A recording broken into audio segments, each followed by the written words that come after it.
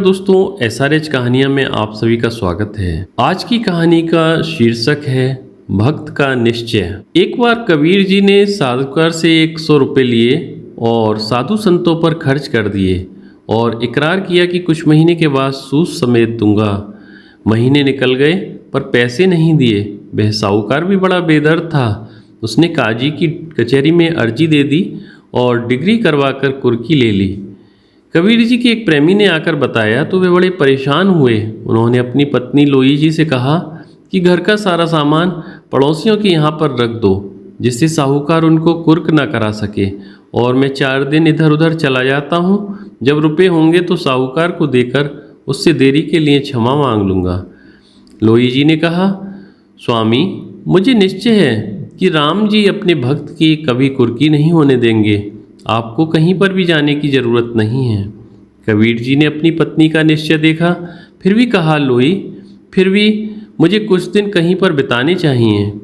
लोई, स्वामी जी, इसकी कोई ज़रूरत नहीं है। इस काम को राम जी अपने आप ही संभालेंगे, लोई जी ने निश्चय के साथ कहा। कबीर जी मुस्कुराकर बोले, प्यारी लोई, यही तो तेरा गुरु रूप है। लोई जी ने कहा, स्वामी जी, गुरु बोलकर मेरे सिर पर भार न चढ़ाओ। कबीर जी, लोई जी, इसमें भला सिर पर भार चढ़ाने वाली कौन सी बात है? जो उपदेश दे उसको गुरु मानना ही पड़ेगा। कबीर जी अपनी पत्नी के साथ बात करने में इतने मग्न हो गए कि वो साहूकार और कुर्की वाली बात ही भूल गए। रात हो गई परंतु साहूकार नहीं आया। सोने से पहले कबीर जी ने फिर कहा, लोई, ऐसा लगता है कि साहूकार सवेरे प्यादे लेकर कुर्की कराने आएगा।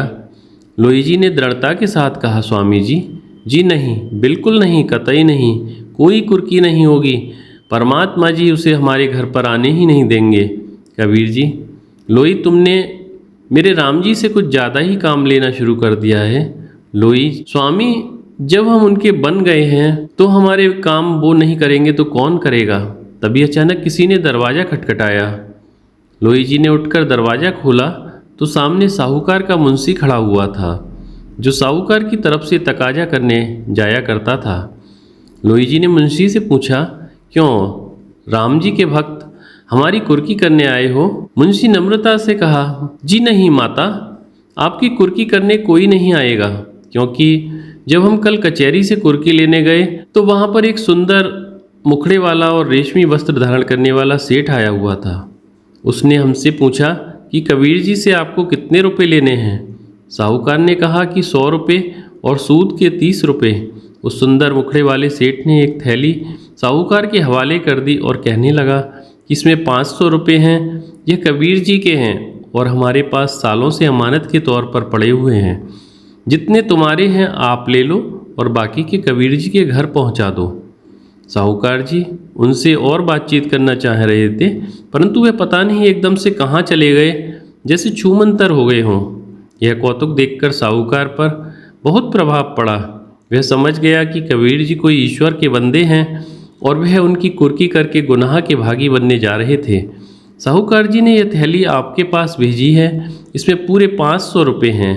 साहूकार जी ने कहा कि कबीर जी उनके रुपए भी धर्म काम में लगा दें और उनका यह पाप बख्श दें। लोई जी ने कबीर जी से कहा, स्वामी, राम जी की भेजी हुई यह माया की थैली अंदर उठाकर रखो।